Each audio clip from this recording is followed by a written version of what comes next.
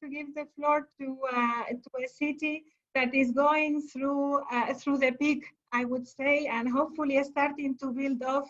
Vicealcaldesa, yo creo que empezamos ya a ver la luz tras el túnel. I want to remind everybody that we have interpretation, so you just need to choose the language.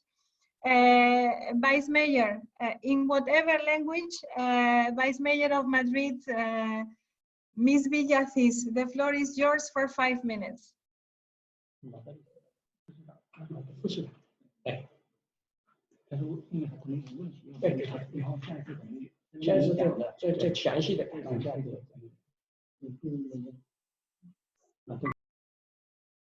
Can you hear me? Yes, we can. I think these kind of actions are really, really important because as I've been saying in the last few days, because this has been increasing like very, very fast, at least in Madrid, which we are being hit really hard with the situation, with this crisis. And I think that this crisis don't come with an instruction manual, because it's the first time that actually something like this comes in our lives. And I hope it's the last too. In this generation, we never lived something like that, something like this before. So we are not ready for that. You don't expect something like this is going to happen in your lifetime or in your city. So what we're doing right now is, first of all, we're taking, life course is the most important thing. In Spain, we have public system of social security. So we have free health insurance for everybody, even the foreign people that comes to Madrid. And also what we are actually doing is write everything down. We are learning everything about we're learning every day about things that are happening. We are taking decisions every day, and what we're doing, and I highly recommend for everybody to do, is write everything down, because everything you do now for the next generation, for the next time something like this happens, is really important. Second thing is important to do, and that's why I consider this is so important, is to share the knowledge. That's actually the reason that we are all speaking. That's the reason that we don't feel so lonely today, because we're with some mayors that we are all going through the same thing, and it's actually been really hard. As you know, Madrid, Spain is the third city that is actually having the highest crisis, especially Madrid. I can give you the figures right now. People that are actually sick is in Madrid, only in Madrid is over 14,000. People that have died already is 1,800, which is a lot. And people that actually are not sick anymore is over 3,000. So right now we have more people that are not sick anymore than people that are actually dying. One thing that is happening in Madrid, and that is one of the reasons that the crisis has been higher again, it's been even more severe, is that is the second largest city in Europe. We have 3.2 million citizens living. I mean, the people that are actually listening to me from China, that's nothing in China. In Europe, that's a big figure. I mean, over 3 million people living in the city is a large population, and it's actually an international city. That's for the reason the crisis is being even harder here in Madrid. And we have another factor that is actually a good factor, but is working against right now. We are the region out of all Europe with the highest expectancy of life.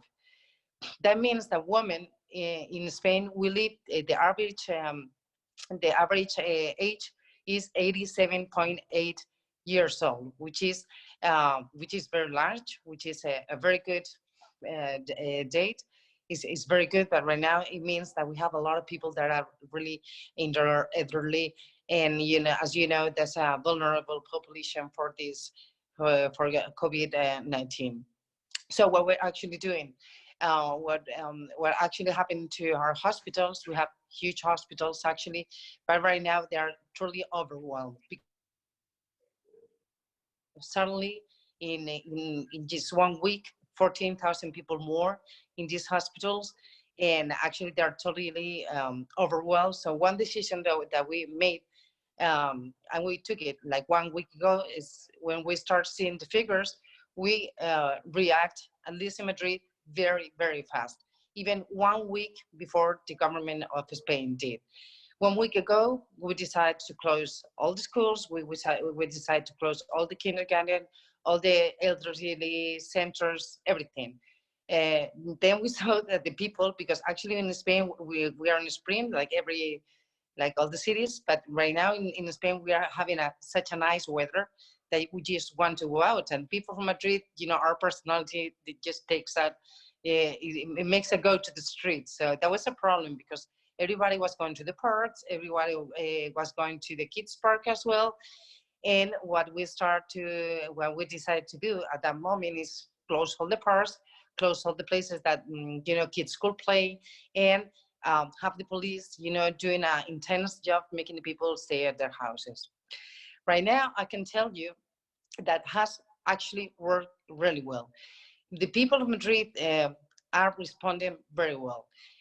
One decision that we took at that moment was we had two options. We can speak to the people in a way that they don't get alarmed, they don't get worried.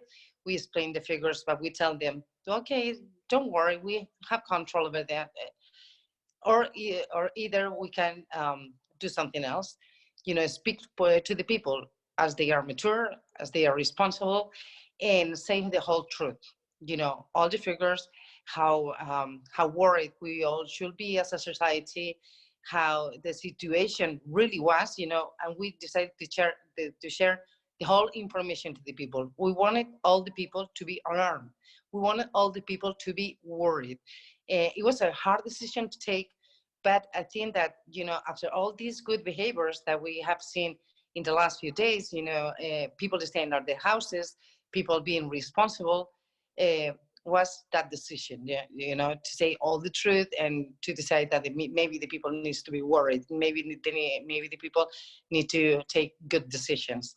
So right now the response is being very well. As you know, once you take the decisions, 7 days after is when you start to see how the decisions are working, because of the develop of the illness. So we are going to start to see how everything is working tomorrow, actually. The second thing we need to do when we saw the hospitals were being overwhelmed is to take IFEMA. IFEMA is the Madrid Congress Center. Maybe some of you know it because of COP25. And that's actually a Congress Center that is from, the Madrid Town Hall, City Hall, actually holds that. And they're actually working so well. We decided that will be our hospitals. And, in COP25, they did everything, all the organization in 1 month and a half. And the hospitals, we built it in 18 hours. And it is absolutely unbelievable. So many people of Madrid, so many corporations, so many companies, so many citizens start with donations to the city of Madrid. Like, for example, we have a company that had beds. We have another company that gave us food. We had some company that gave us, things, like floor. And we have actually, IFEMA organized everything. And we start one afternoon at 7 o'clock in the afternoon. And 18 hours later, we had IFEMA being the biggest hospital out of the whole Spain with 5,000 beds, which is absolutely incredible. I don't know if you've seen the image because they've been going around the world, but we are really proud because we have actually so many people going there. We are deriving the patients that are not so severe, and we are just taking them there so we can, have in the hospitals the worst cases, the cases that you will have to be more intensive with. And that's the way actually we are working right now. We have so many challenges, like, for example, homeless people. Right now, we are telling all the citizens to be at their homes, but we have some people in the cities that have no homes at all. So we have also another place for them. That we create another space for them with it's going to be like 600 more beds for these people, so we can take care of. We are starting to see that they are sick as well. Some of them. I mean, it's a vulnerable population as well, and we are separating the ones that are like healthy, that the ones that are not healthy or not. We do need protections. I don't know how you call it, mascarillas, mask. We need masks. We need gloves. And I know we are on the same situation. There's something, I mean, we need to do something about it because the international market is crazy. And, you know, the prices are going up and up and up, and we need to save lives. So we are like totally desperate. It's not easy to get hold of them. And I think that there must be some way so people don't take advantage of it, because it's being absolutely crazy. We need to protect our workers. We need to protect our doctors. We need to protect the people that need to bury people. We're having a problem with that as well. And I believe that most of the cities are having this problem too. So these are the challenges that we have. We probably have the same challenges. Any of you that want to contact me, I'm totally available. I want to be helped and I want to help. So this is what is happening in Madrid, and I want to hear the rest of you. Thank you. Thank you very much, Vice Mayor, and those of us with lots of family in Madrid know the important efforts that are being done. And little by little, it's a battle that we conquer every day. But a very important message from your side: you need support to get materials, to protect the public servants that are working every day, and we need to look ahead to protect those vulnerable and to avoid going into a social crisis in the future. So we hope to continue counting on you in this learning experience and in a solidarity experience. We are going